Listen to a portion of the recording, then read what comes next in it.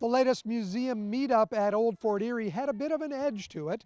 The War of 1812 National Historic Site played host to the Backyard Axe Throwing League. Visitors of all ages were invited to take aim and learn a little bit about the War of 1812 in the process. We came up with creative ways to have theme nights and activities for the public to come enjoy that you normally wouldn't be able to do at a museum. So we are highlighting some of our displays inside of the fort. And axe throwing was one of the things that kind of excited everybody around the table. So it seemed like a perfect fit for a military fort like Old Fort Erie to host the axe throwing. Would there be some historical significance having axe throwing here at the fort? To the indigenous people of the area, probably 200 years ago, that was more or less their side piece. So if you look at a British soldier or an American soldier today, they're given bayonets to put at the end of their weapons. Natives often went into battle with either hatchets, war clubs, and there are accounts of indigenous people actually launching hatchets at great distance with such great force that could deal a lethal blow. So there is that tie to and that experience that we can give to our public today.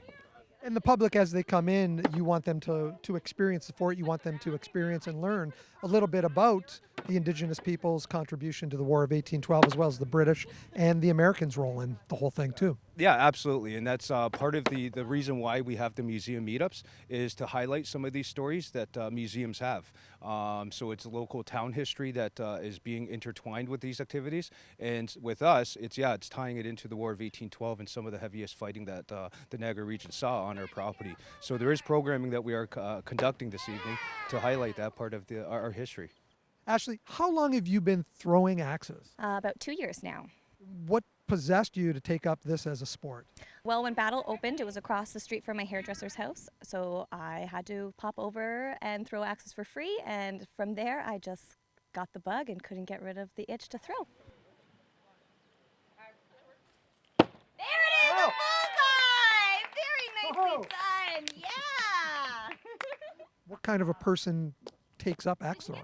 Any person at all. We have all types of skill level, all the way down from beginners to people who've been throwing for a few years now. Anybody can do it, doesn't matter your age or your occupation or your physical ailments, doesn't matter. Come in, we'll work with you and we'll get you to throw an axe and stick it. How important are events like this here at Old Fort Erie to get the word out? Very important. We love to spread the word and we like big events to get the community involved. Tammy, what brought you out tonight to try the axe throwing at the fort? Two things. I've tried it once before and I won the tournament, so I had a lot of fun and want to try it again. Second, I'm part of the museum community in Niagara, and I was on the planning committee that kind of came up with a museum meetup, so just out to support. You were pretty good. You hit a couple of bullseyes there. Not too bad. What was your secret? Weirdly, I think I have my gun license for work, so I've practiced the breathe and point. I just close one eye and aim.